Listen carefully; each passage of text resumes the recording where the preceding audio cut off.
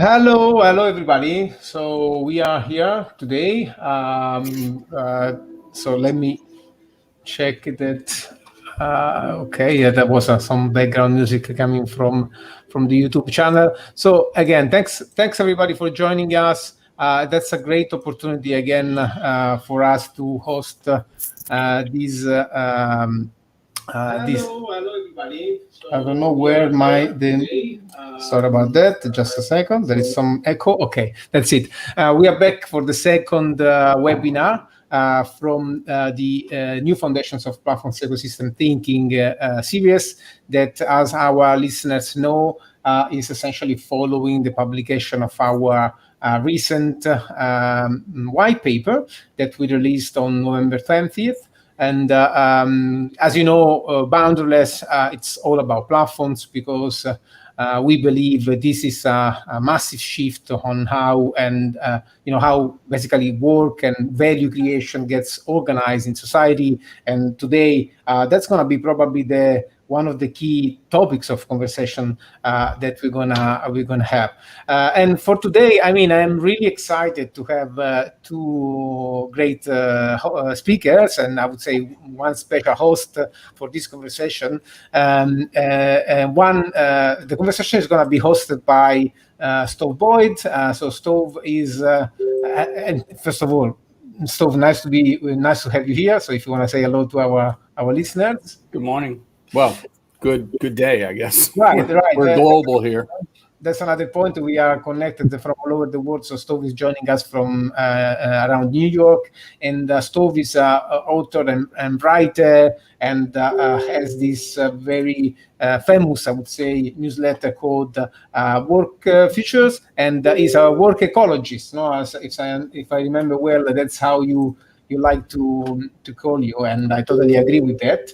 And on the other side of the ocean, I would say, on the other side of the world, we have Sangeet Choudhary connected from Singapore. Ciao, Sangeet. Very nice to have you here. Thank you, Simone. Good to be here.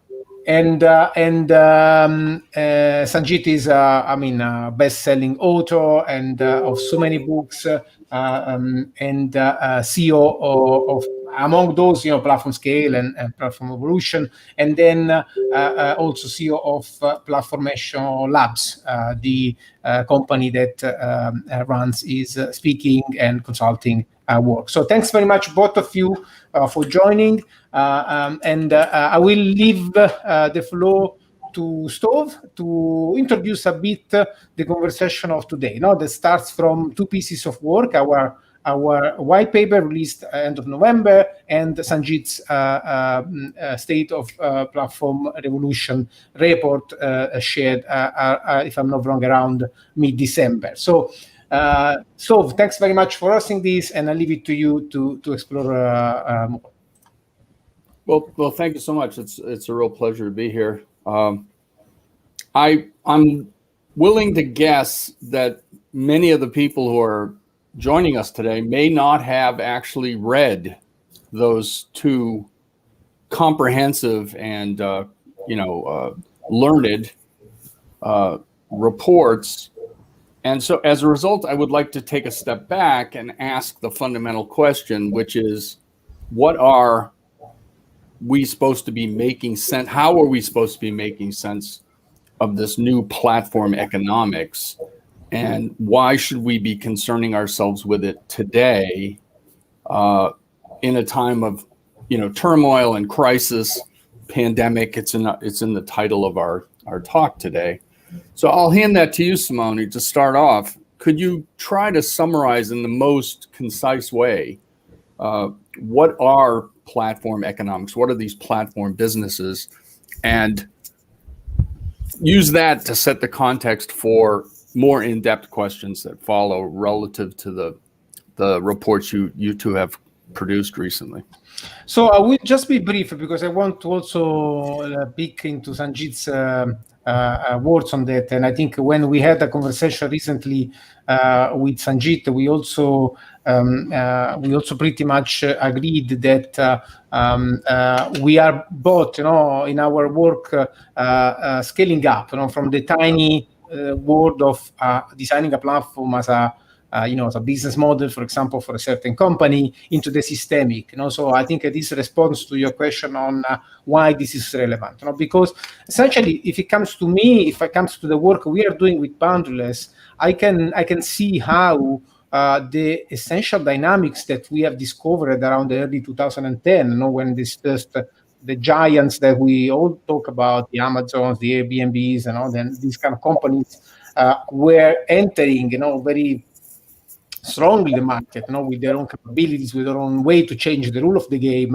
The situation has changed, and I think one of the key points, for example, of our recent white paper is that now these patterns, these ways of organizing that go even beyond business models, I would say, are so pervasive that they pretty much moved from the foreground of a discussion into the background. So they became the rule of the game, I would say.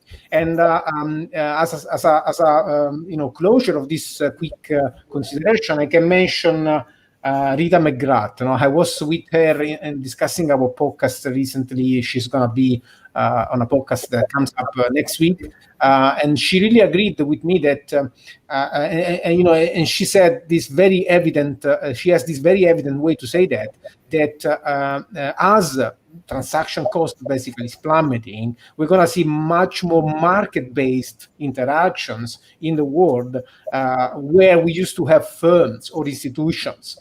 So I think this is a massive thing. And another thing that I want to quote always from the conversation we had with Rita, and I think this is a good introduction to Sangeet point of view, is that as the value is moving from products and commodities, for example, into the way we interact. So as we see much more value into the interactions that we have, our firms, our organizations need to figure out new ways of organizing that gets them nearer to these value creation systems. And so, again, this, I think, is a good introduction to Sangeet's point of view that in the podcast with me discussed for long this idea that the rebundling of the firm happens nearer to the ecosystem, and I would say, nearer to the problems, nearer to the value that you can create for your customers. So I leave it to you, Sangeet, to maybe complement this point of view. Yeah, absolutely. I think when we talk about why platforms are important today, it fundamentally comes down to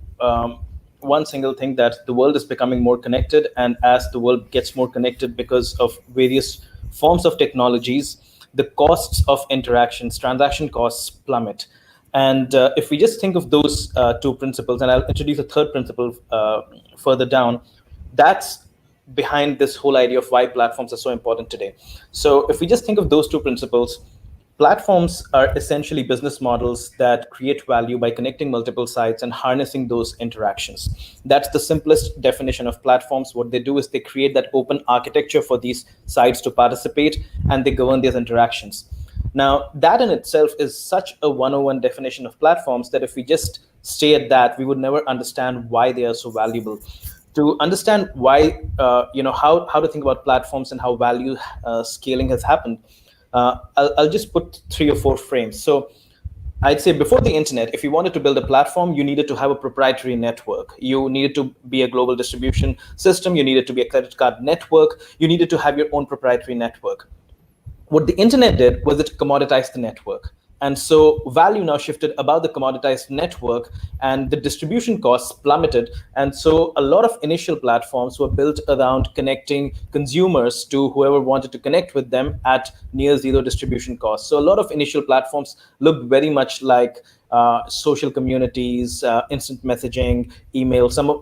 They had platform-like characteristics, if you will. But soon that became commoditized, and in the mid 2010s to mid 2000s to mid 2010s, 2005 to 2015, that's where we saw the value shifting away from the network or connectivity in itself to transaction costs that fall because of data, because you're now able to process, understand, and hence connect the right person to the right, the right source of supply to the right source of demand. Because connectivity in itself increases search costs. If you have too many people connected, the search costs increase. And using data, you bring down that search costs.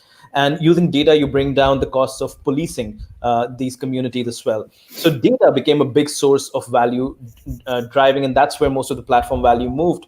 And that is why you started seeing companies harvesting data, this whole idea of surveillance capitalism coming in. But on the technology side, we had this whole move of investing in technologies that help us process data, big data technologies, and then investing in technologies that help us learn from data. That's what happened over the 2010s. Where we are today is actually a really interesting point, because today we're at a point where the transaction costs have plummeted, not just on the consumer side, they've plummeted all across the value chain. As and when we start converting business processes into APIs, as and when we connect business processes into APIs, we constantly modularize every capability of the firm. And in doing so, we start fragmenting the firm into individual modules. These modules can now be rebundled in new combinations. And that is where the real power of platforms and ecosystems now comes in, that you're not just connecting consumers to different kinds of providers. You can now rebundle any capability of the firm. You can now connect any capability of the firm from any provider to any other capability of the value chain from any other provider, and rebundle these in new combinations. So that's where I believe the power of platforms really lies as we move forward. And if we continue believing in the fact that the world is getting more connected, transaction costs are falling, not just because of data, because of API-based modularization and so on. And the third thing, if I can just add to this, we talked about networks, we talked about the connectivity, transaction costs. The third thing that leads us to this whole platform-based organization is the idea that technology fundamentally creates islands of concentration and commoditization in the economy. And what ends up happening is you commoditize certain parts of the economy so that those tools and services plummet in cost, their usage increases, so that data concentrates somewhere else, and that's where concentration happens. So fundamentally, these three economic principles are driving the rise of platform economics across the economy today. So the fundamental concept, the thesis, incorporates this notion of pervasive distribution of these ideas, right? And then the unbundling, rebundling, disruption of established business models that we've grown used to, and in fact, that leads to the increasingly porous boundaries of the Coasian model of business, right? So businesses don't exist any longer in this new world that we're looking at for the purposes that they did formerly, right? They're not intended to be a mini universe inside themselves. Instead, new value arises from participating in these uncontrolled, in a sense, less controlled at least, ecosystems of collaborating partners. So, Simone, talk to me about that, because I know that people listening will say, what is that going to mean? Like, what happens to Home Depot? What, these corporations that I think of as being sort of a mainstay of, providing things to me, and I go there and I buy things, and I order things from Amazon, which is a platform. Right. But I still think most people still think of the world as made up of businesses that have a supply chain and provide what they do in a conventional way. That's the way we envision the world. So how should people think about the world now? Right. If this is in fact going to happen and sweep through everything, where are we going to be in the near future? Well, that's, technically very hard to predict, but I must say that as a result of our research, we have identified 4 areas where we see the impacts of this transition. So largely what Sangeet was talking about, this plummeting transaction cost and this economy made of I would say increasingly black boxes interconnecting.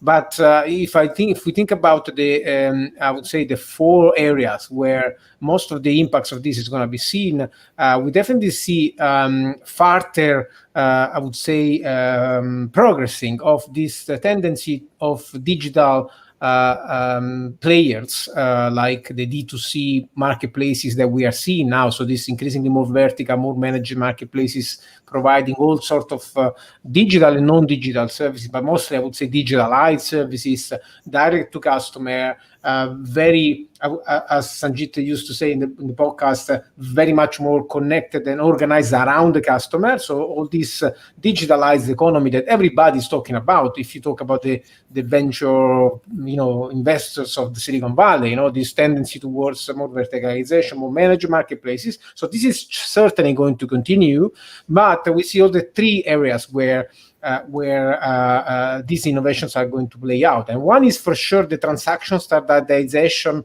that is going to continuously reduce the transaction cost. And we see that in payments, for example, with companies like Stripe, or we see that in customer engagement, like with companies like Twilio and so on. So these giants that are standardizing the way we transact. And to some extent, we also see that in initiatives like PSD2 that are a bit more institutional, with regards to banking. PSD2 is the European directive on open banking. So transaction that standardize more and more and more. And then there are two more spaces where these innovations are going to play out that are, maybe, to my understanding, the most interesting ones. And those are the ones where the digital world is going to land on the physical world.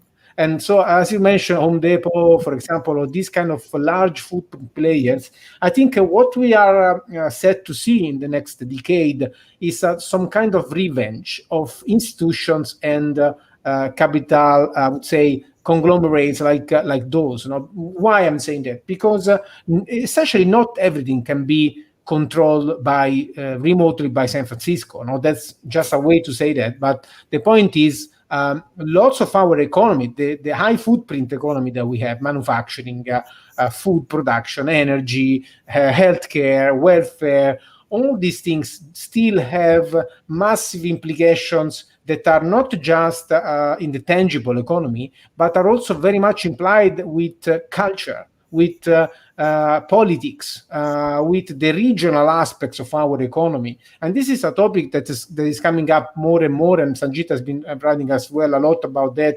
And I think what we need to investigate now is how these patterns of low transaction costs, small units interacting and coordinating with each other, is going to actually play out on the field, in our communities, in our landscapes, in our cities, in our states, and so on. This is a conversation we cannot anymore leave to the background, focusing just on, I don't know, the next Cameo or the next publishing platform for doing newsletter. It's not about Substack. The future of the platform economy is going to play out at this very messy terrain of how we change, for example, the way we produce our welfare or our food, and this is what we are excited about. And there's a lot in these that deals, for example, with contracting, for example, digital contracting, smart contracting. Right. And on the other hand, it deals a lot with states maybe coming up with standardization initiatives or shared work infrastructures. And I'm sure Sangeet can also build on that quite a lot. I specifically wanted to ask him a question because he talked about it in his report recently. And of course, everybody wants to personalize this. So people listening want to say, well, how should we, my company, my business, or my region of the world, how should we anticipate these changes? How can we better position ourselves to gain advantage in this new world? And so that's aligned with the notion of agility. So how should you take advantage and be positioned to better honestly compete or collaborate in this new world? Right. That's a question that literally every CEO who's looking to allocate capital has to think about, because one of the things that has happened because of digital, because of this whole idea of dematerialization, is that the return on assets has plummeted. And so asset ownership, if it's not in the right place, it actually works against you. Asset ownership fundamentally is not bad. Asset ownership can be very strategic if it is used to reinforce other digitally delivered benefits. So a great example of that is, for example, Amazon's warehouse network, right? Amazon's warehouse network is basically packaged as a digital service called Prime. You would not have 2-day delivery unless you had a warehousing network. So as you expand the warehousing footprint, your return on assets keeps on improving over time over there instead of going down, because apart from the fact that Prime in itself is pure profit, a Prime user ends up buying several times more than a non-Prime user, and so on. So if you think of it from that perspective, you need to really think through, what does this mean for me as a capital allocator? Where should I invest capital so that it gives me the right returns? Where should I get into asset intensive businesses, or where should I position my existing assets towards new business models?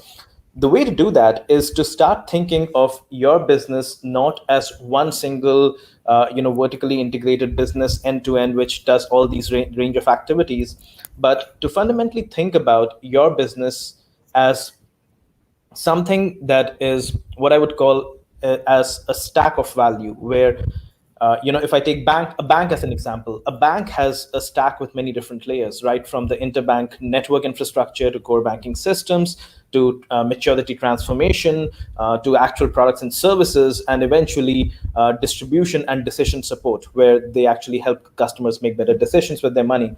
Now, this whole thing could be repackaged into a whole different set of business models. So the way to think about businesses now is not about, here's my whole business monolithic end to end, and how do I maximize my return on assets. It's instead to think about, here are the various layers of my business. How can I repackage them into different combinations so that I now have a new business model portfolio? So again, going back to the bank example, as a CEO of a bank, I could take out just the payments part and say, well, this Stripe is doing just this part, and it's growing really rapidly. Or Plaid is doing just this specific part around the core banking system. Or for that matter, Ant Financial is doing something on the interbank payment network in terms of how it's working with different banks around the world.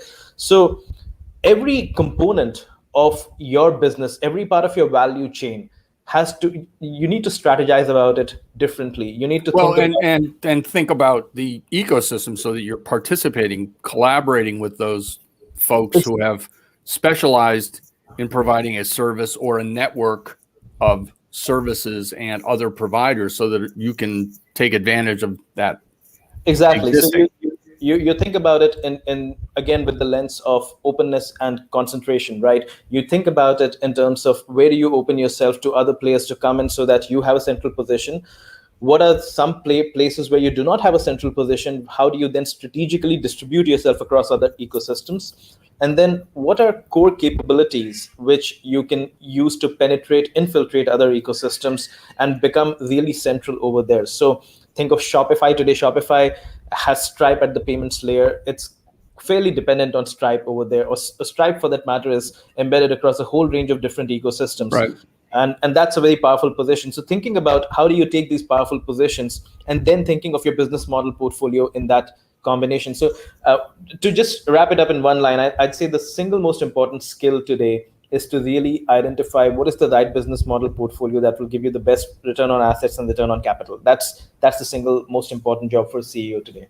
So as all of this is changing very rapidly, and it's extremely disruptive to established models, that immediately starts to raise, all kinds of red flags for people. What about policy and regulation? This is a critically important area. And, here it is, we're 24 minutes in. But I want to spend some time on this because this is incredibly important. I have a quote here from you, Sangeet. Policy making must look at proactive standardization of supply more than active legislation on countering monopsony dynamics by policy to actively prevent the emergence of such power asymmetries. So there is the possibility of a Stripe or someone else amassing enormous power in a way that is, in a sense, outside the boundaries of conventional regulation. Right. And then everyone is worried or frantic, and the powers that be, the banks, the governments, want to step in and put their finger on things. Yeah. What's the story? I mean, this is you can't have this discussion without actually discussing this. Absolutely. So I think it comes down to fundamental economics. And what we need to understand is that there are two economic forces which are very different in the digital economy versus the physical economy.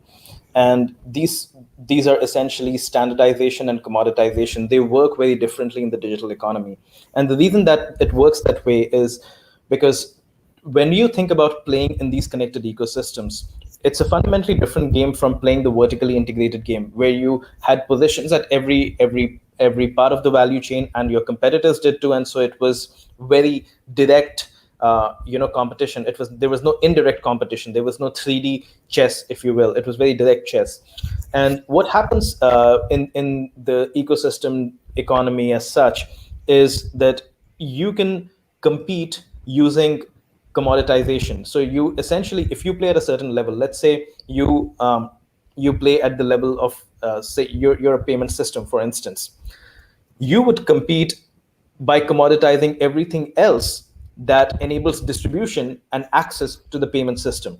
And so essentially what you would end up doing is you would compete with a whole range of players who are pure play software players, not payments players, but you're commoditizing the software because it helps you grow your payments. And in fact, you could flip it the other way. If your user is starting to use payments a lot, you could then commoditize the payment and shift the money to the software. And that's fundamentally what Square does, for instance. It charges small merchants on payments and then the bigger ones on workflow. But my point is that competition is not direct anymore, because the whole idea of commoditizing your complements is fundamentally what enables you to concentrate value at your position. So the first piece is commoditization, and the second piece, which is very similar but slightly different, is standardization. Now, both of them have similar effects, but standardization is not done out of a need for increasing distribution. Standardization is done out of a need for simplifying access, simplifying costs, simplifying the ability to onboard onto a new system. And so the fact that Uber decides the price that the driver should be paid is a way for Uber to standardize and simplify the experience for me as a rider. But in doing so, it takes the entrepreneurial agency away from the driver. And so these things, standardization and commoditization, are what need to be regulated. That's what I really talk about in the report. That's what I'm saying. This raises some fundamental questions of fairness, right? So Uber's, an orchestrator of a network, and as a result has an enormous amount of power to set things like prices. Simone, maybe you could talk to this. So, the shapely value notion is that somehow there should be a mechanism to determine fairness in payment. So it's, on some level, it's obvious that Uber drivers are not getting paid enough. Uber is amassing too much of the money to its own good, even though it's got a business model that's not throwing off any profits yet. But how should governments think about a radical model like this, and can they step in? How can they step in and enact some kind of fairness? Because you don't want a whole bunch of hundreds of thousands of people who rely on food stamps, for example, because they're in a model that doesn't compensate them right. Good point. So, well, that's a very delicate question, and let me. Sorry to put you on the spot. No, but I mean, because I had some, our listeners will be excited to know that coming up on our podcast, there is also a conversation with Simon Wardley that was really about these as well. No, but let me share what I think about that. So the question is that we tend to talk about policy making as I would say, I don't know what to say in English, but we don't talk about the politics of policy making. What the point is that at the moment, for example, what a government in China would do versus what a government in the US would do is fairly different in terms of policy making. Enormously different. So the question is that there is increasingly going to be a dualism between the policy-making sector and the technology market sector in how you develop a state, a region, a cultural uniqueness. Set of norms, basically. Right. So the development of China, for example, is being played and designed in the interaction between the government and the private sector. And the same is happening in the US through, lobbying and democracy and so on. So the question is that there's no one unique conversation on how we control the impacts of technology and the internet becoming part of our lives. And when I was talking about this with Rita McGrath recently, again, she said, we let complexity enter our lives without knowing what the consequences would have been. And it looks like we are now entering a decade in which lots of governments all over the world are starting to figure out that they need to step into integrating with the technology sector. Otherwise, if technology is left to develop according to basically no political understanding, the impacts can be really radically hard to manage. Think about the gentrification that Airbnb has been generating all over the world, the marginalization of the gig workers that we have been seeing, but the climate impact of some of the technologies that, for example, we are like Bitcoin, for example. So the question for me is now to understand that this conversation is no more a global one.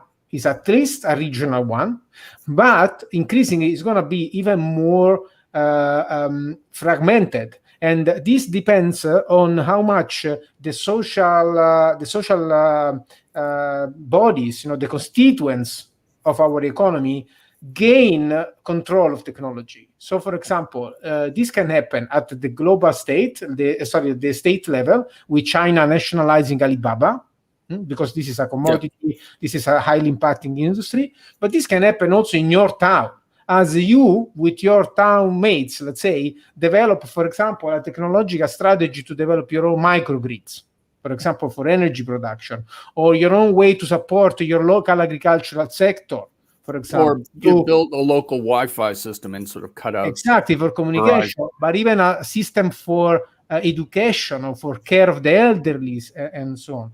So, well, Elinor Ostrom, who, the Nobel laureate in economics, makes the case that any workable system that actually balances the needs of people around the notion of a commons has to be developed bottom up. It has to be regionalized. It's all the examples that we have from human culture suggest that the people closest to the problem are the ones that have to solve the notion of how do you govern it. And so it's inevitable. It seems sensible to start there. So is it possible that platforms can be self-governing, self-regulating, or is it not going to be the case? Are you going to have the imposition of national or regional politics, to use your term?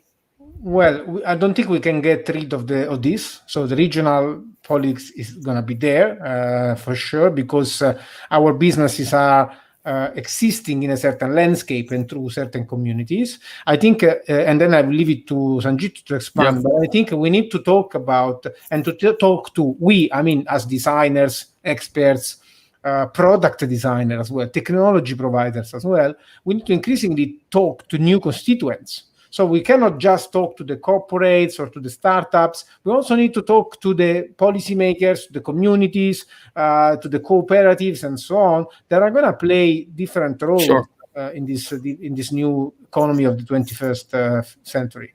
Well, Sangeet wrote a lot about how platforms are starting to fill the gaps that are being left by failing institutions or governments that are not adept or read in on the nature of the world dominated by the internet.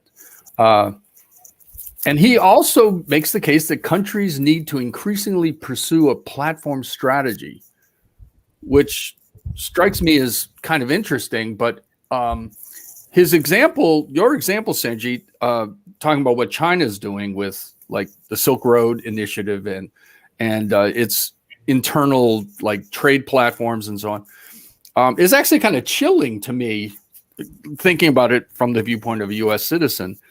But maybe you could talk about that a little bit, because the notion that a government could be advancing its interests through the creation of platforms that they bring other, not just people in the country, but other countries, right, and industries and participants, businesses, and so on, onto the platform as a means of setting policy that influences the world more broadly is really kind of chilling. Really, sounds like almost like a thriller, a political thriller book.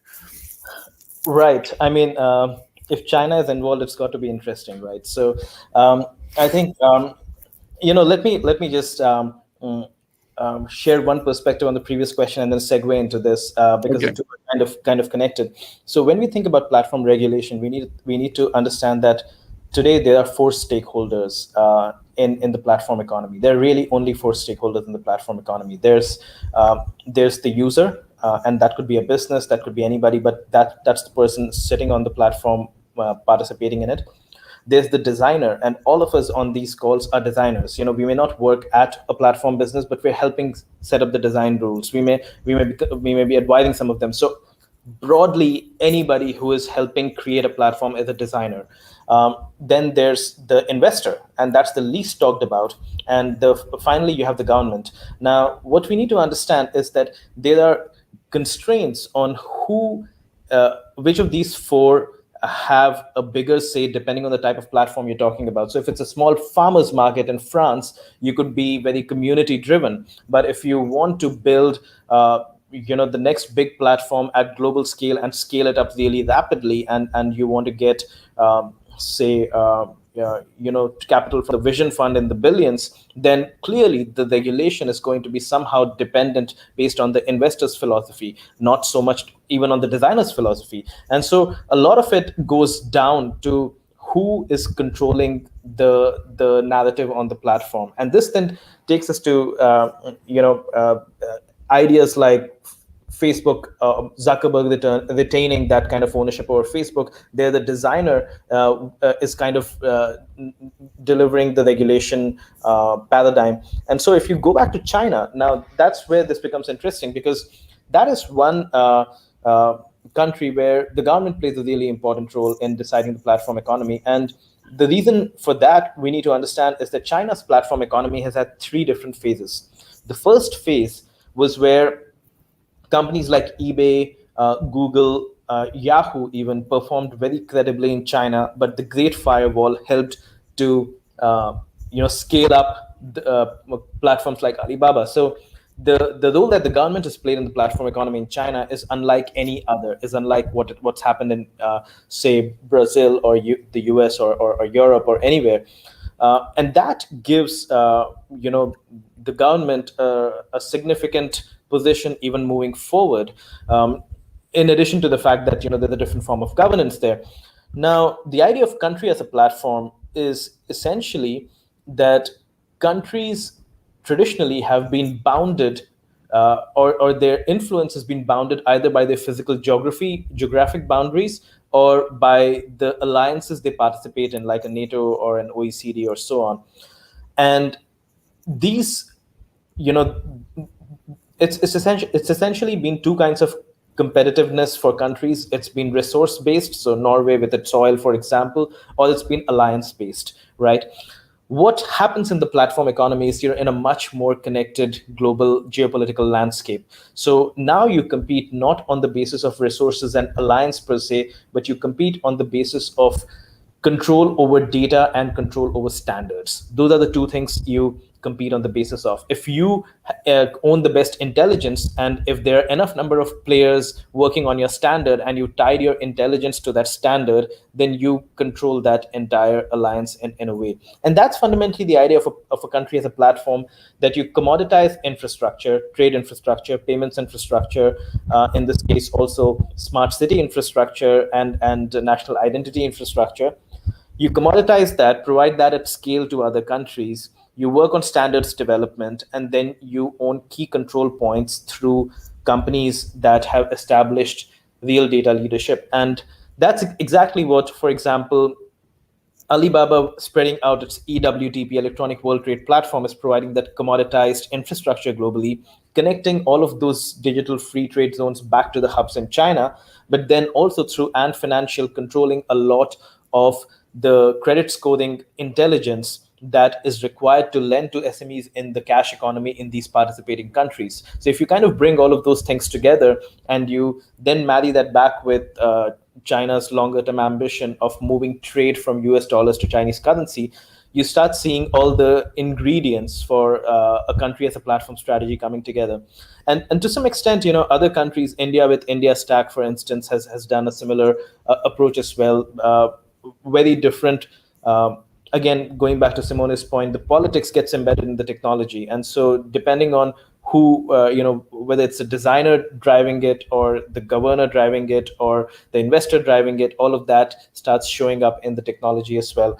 So I believe increasingly we'll see more country as a platform strategies. I believe that in certain countries, if at all it happens, say, for example, in the US, it would be very investor driven.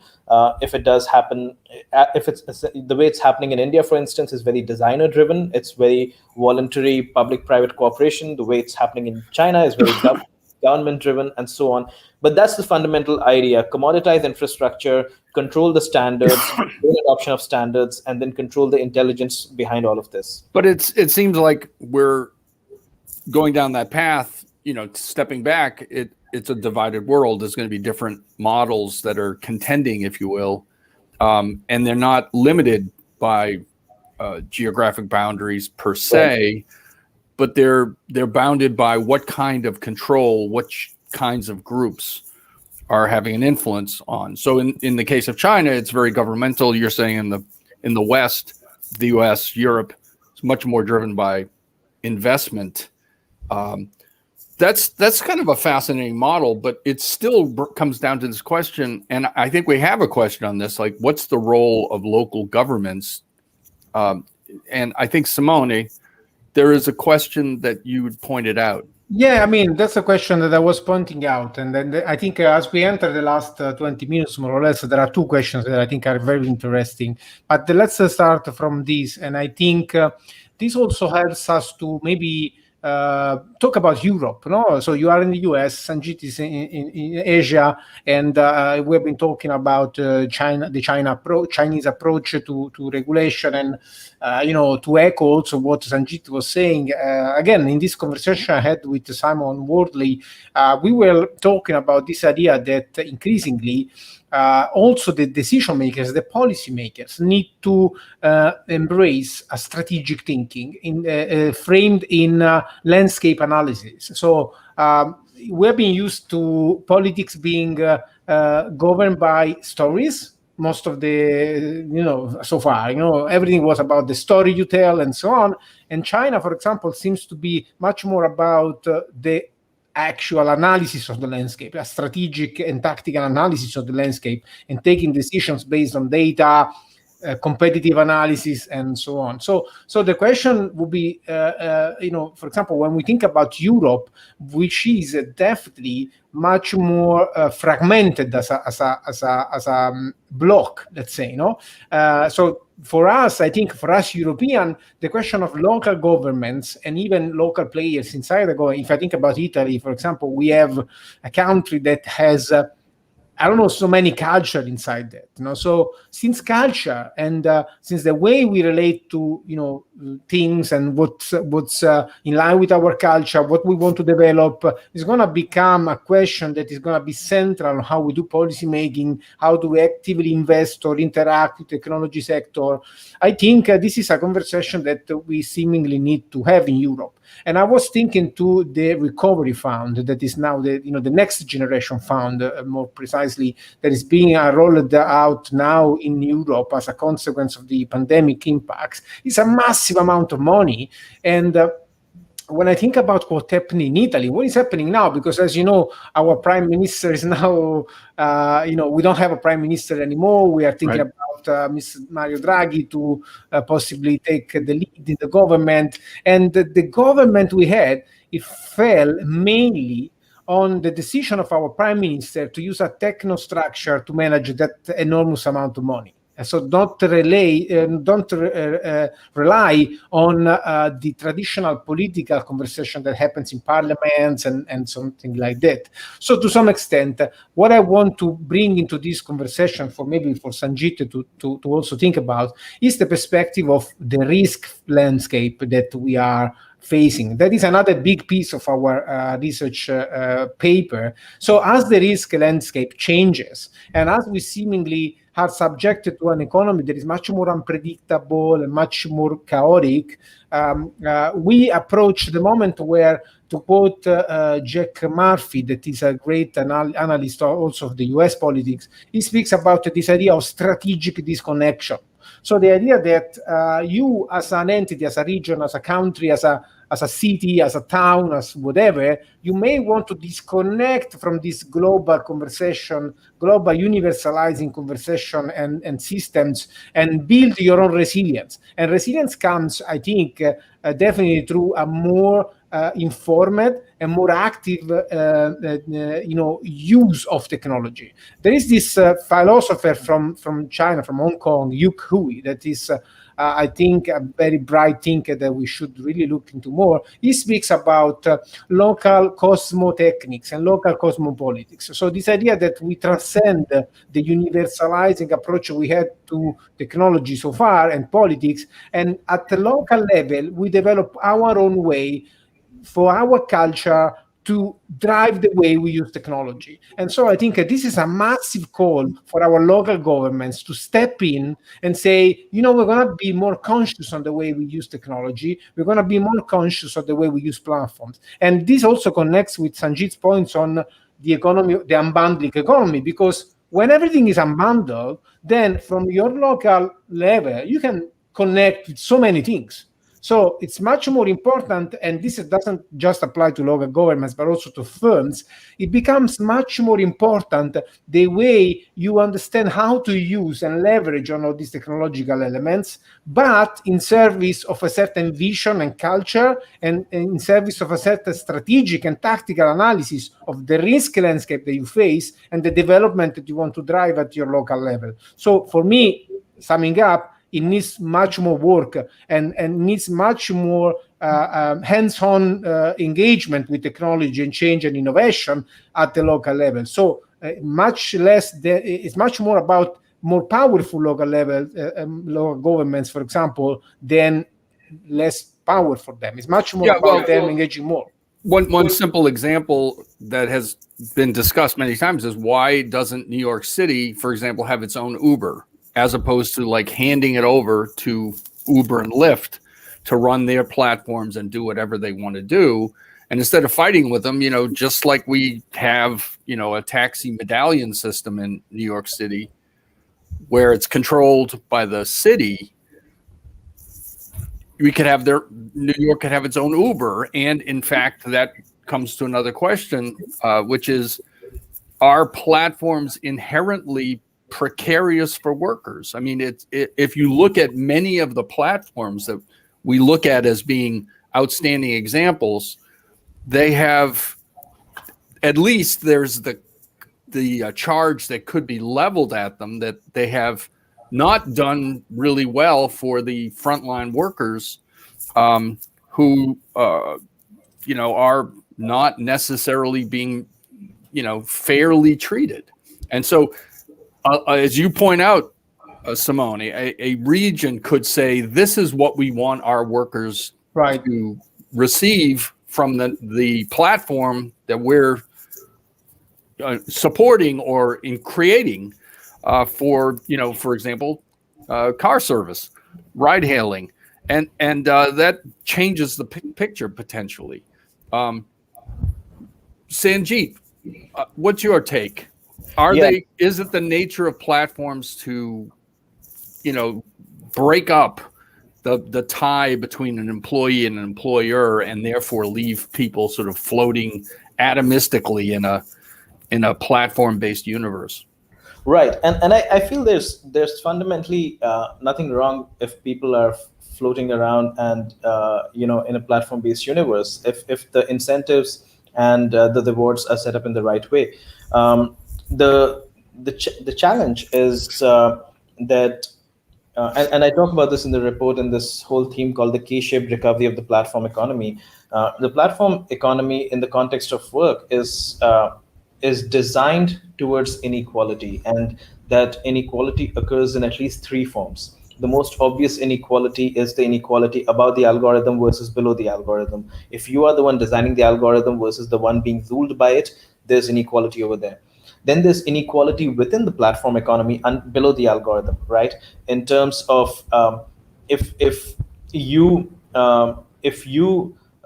have a skill that is commoditizable, say driving a car is a very commoditizable skill. You don't really care beyond the fact that the person can drive well. You don't really care which car comes and picks you, and that's why Uber just assigns you the closest car. So the driver is effectively commoditized. There's no amount of skill development within that economy that will improve his earning potential.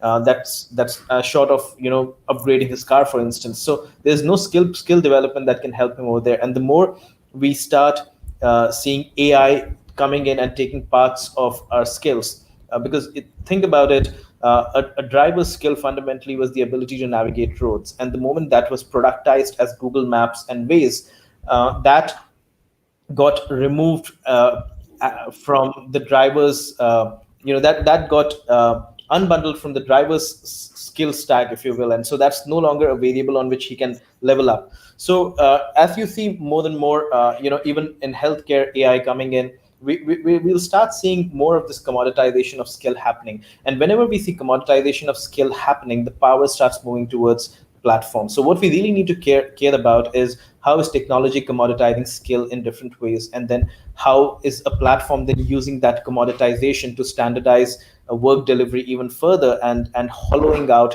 the value that the worker can capture. On the other hand, platforms also enable you to express yourself. So if you're a star on TikTok or on Clubhouse, that's great. You can build a large following. Even there's inequality that happens, and there's something which I call arbitrary inequality that happens, which we should be very careful about. So if you look at the people from Stanford University who interned at Twitter in 2008 and 2009, those interns today have followers in excess of 100,000 followers. That's arbitrary inequality. The reason they have followers at that extent is because in 2008 or late 2007, Twitter launched this people you may know feature, and a lot of the interns put in their own Twitter profile inside it as well, and so they were recommended across the globe to these to Twitter users, and that helped them build massive followings, eventually start their own companies and market on Twitter. So that's arbitrary inequality. The fact that you were at the right place at the right time about the algorithm gave you that arbitrary leverage. Now, just one parting point on this, and that is that platforms, because of all of these inequality components, end up exerting a lot of power. And that is where the inequality, I believe, beyond just the space of work, it also comes back to this point of local governments, because it's one thing to run your own Uber. And, I've worked with Denmark on this topic and helped them kind of set up their own system over there to push Uber out of the country and so on. But really, if you ask Australia today, are Australians going to be okay if Google pulls its search engine out? I don't think Australians are going to be okay with that. There are certain platform services that have become so fundamental that the value surplus that is being created by them outweighs the risk that we are talking about. So while the risk is definitely there, the value surplus is so high that you really need to consider that as well. I wanted to go back to a point you made about Uber, for example, where they commoditized the job of the driver, but in fact, drivers aren't equal. Some are better than others.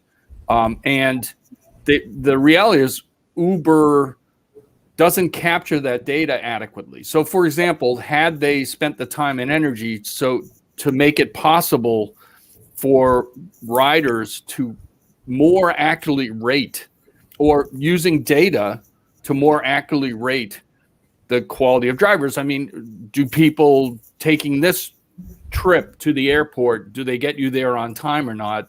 Yeah. People are going to vary, and some people are going to be better at it. And but it doesn't actually get surfaced. So you cannot say inside of the current Uber setup, I want a really superior driver and I'm willing to pay that person and Uber more to get that person because I really need to get to the airport on time. If I'm just going to the corner grocery store, maybe I don't care and I want the lowest rate, but it's not really built into the system. I think we have a question about data that might be relevant to this. Is that right, Simone? Yeah, I mean, in general, and again, since this is the closure of this conversation, I want to offer some closing remark to leave it then to you to do the same. So I think the point here is that it's not necessary about making another Uber.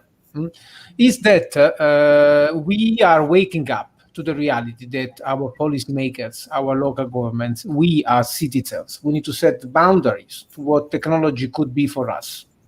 It's the age where technology just develops itself unbundled, uncontrolled, without any concern of the citizens. It's finished. Yeah. So maybe less about building another Uber, but more about setting the limits, through which Uber can develop. And sometimes taking what Sangeet is also calling for, an active standardization stake, so that you actually I would say, actively influence competition in certain areas.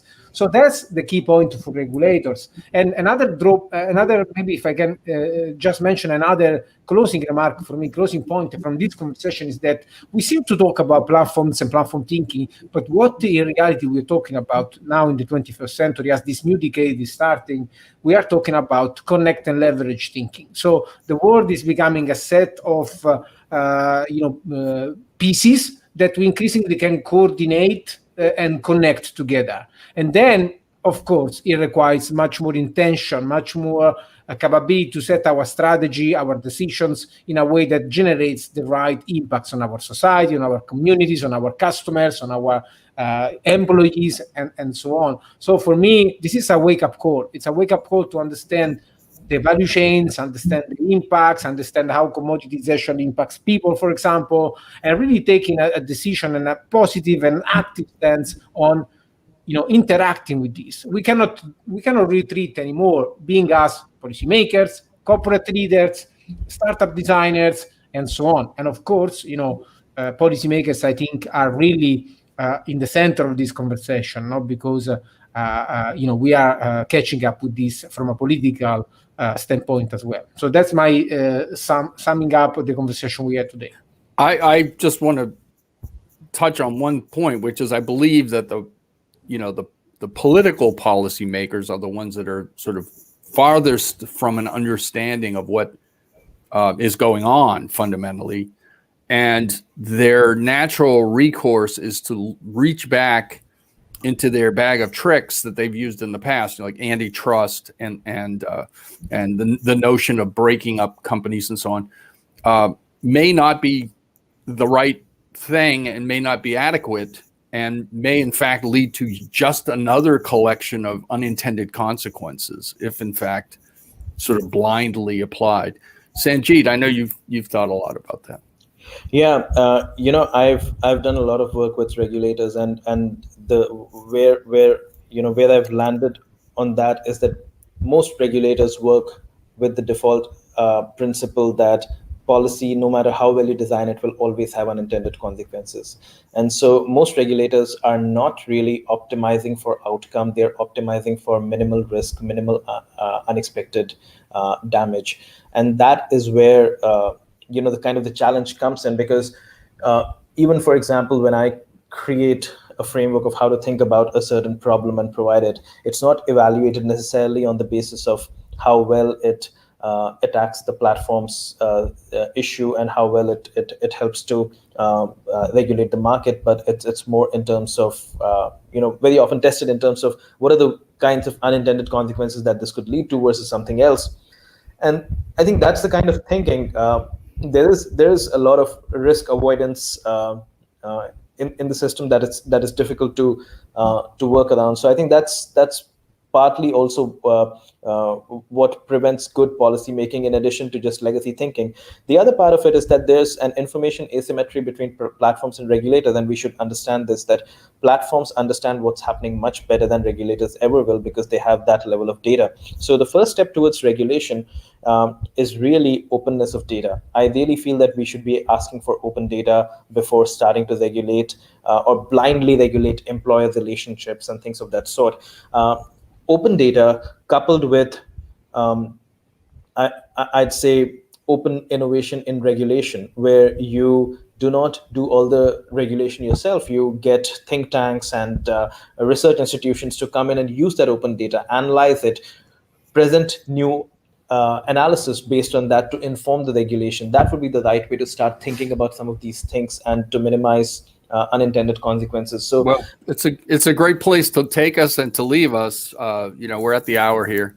The manifesto, in a sense, is that the regulators should start by demanding transparency and access to the information, the data, and getting the platform orchestrators to open that up and provide it in a way so people can make reasoned judgments, I guess. This has been a phenomenal and all too short interaction. I'm certain that we'll be having more conversations going forward. Yes. This has been excellent. I want to thank both of you, and I want to thank you for having me moderate. Thank you. Stowe, thanks very much to you for the amazing moderation, and Sangeet for your work and your insights, always to the point. And I think I must really say that your work on regulation is dating back to a time where this was not probably the most discussed topic in the platform economy, and we are seeing that this is probably the most important one. So really, thanks for your pioneering work on that. And Stowe, thanks for your amazing question. So please stay with me for a second as I say bye to our listeners. So check up with Sangeet's work and Stowe's work. And thank you very much, everybody. It was an amazing conversation. I'm going to end the broadcast and see you soon for the next webinar.